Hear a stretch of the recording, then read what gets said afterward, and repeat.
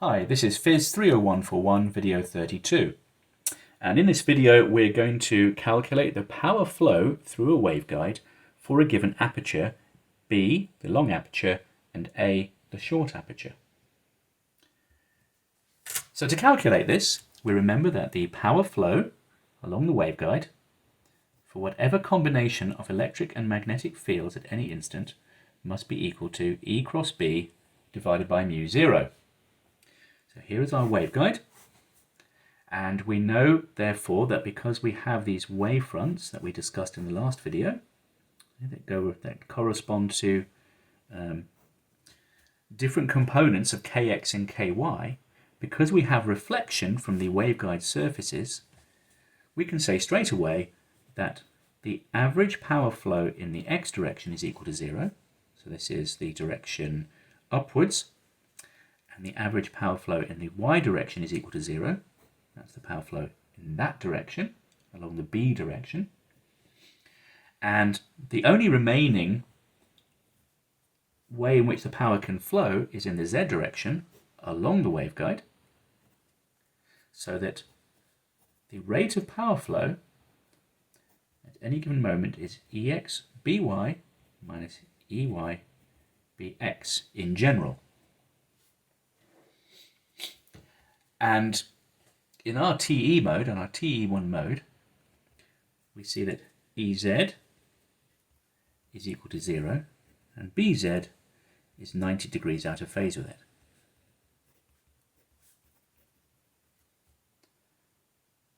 So, in our TE01 mode, remember this is m equals 0, we can explicitly write down what the form of the electric field is.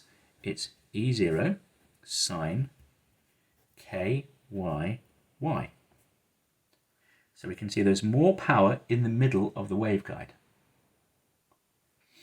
And because I've got the magnetic field as well proportional to the electric field, if I write that down carefully what that is and look at the notes to see how we write down the magnetic and electric fields, how they couple together, we can say that the average value of the power flow is going to be proportional to the peak electric field, to this overall scaling value.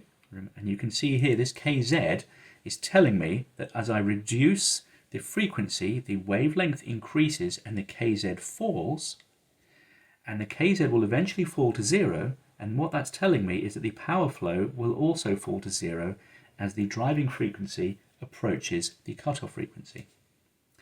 But I also have this behavior which is telling me that if I look at the waveguide, that I have more power flow, more power transferred in the center of the waveguide compared to the edges. So I can rewrite this power flow in terms of the group velocity. So if I remember from the last video, I can relate the group velocity to the kz value. I can write it as the group velocity divided by 2 epsilon r epsilon 0 E naught squared. So make sure you can go from this relation to this relation, but with the same variation as a function of distance across this b direction, across this y direction.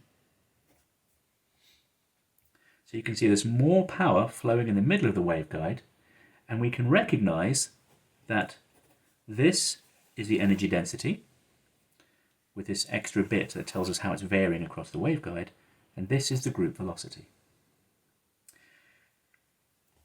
So the average rate of power flow across the entire waveguide, remember this is the Poynting vector at any given position, I simply integrate across the two dimensions of the waveguide, dx, dy, and again it's half kz over omega mu 0 E naught squared, but when I do the integral of the variation of the power, it becomes AB over 2.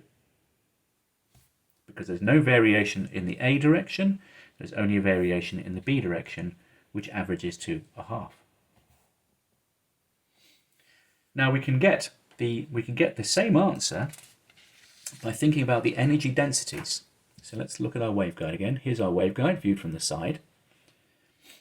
And at any particular place in the waveguide, the energy density, the average value of it, is equal to half times the average value of the electric field at that position plus 1 over 2 mu naught times the average value of the magnetic field. So averaging over A and B, we have that the average energy density, and I'm going to write that down as EL, curly E to distinguish it from the electric field, is equal to AB over 4 E naught E squared, because I get a factor half. I get a factor half from the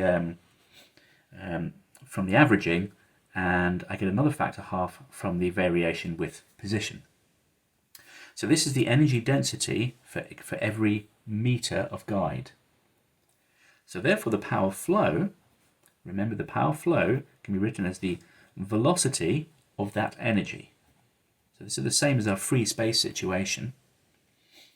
Okay, so our free space situation was that the velocity was equal to the speed of light. But here, the velocity of that energy is lower. And of course I can again write down what the velocity is in terms of the wave vector in the z direction. And I can write down explicitly, of course, that it's epsilon naught E naught squared AB over 4, which of course this is the same relationship as we had before.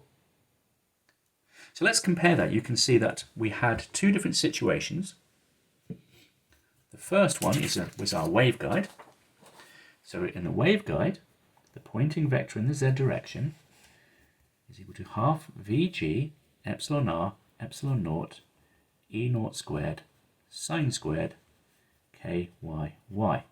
So this is my field strength on the right, which varies across the waveguide along the b direction, and I wrote that down as some velocity times some energy density. So I'll just move that half over there, and that's the energy. We'll call that U.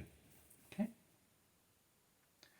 And the difference here between a waveguide and empty space is that V varies with frequency.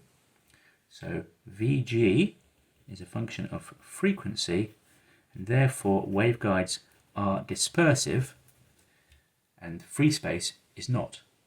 So our free space situation, Sz, was also equal to V times U, and we said it was equal to C times half epsilon naught E naught squared. So that's the relationship between the free space situation and our guided radiation situation.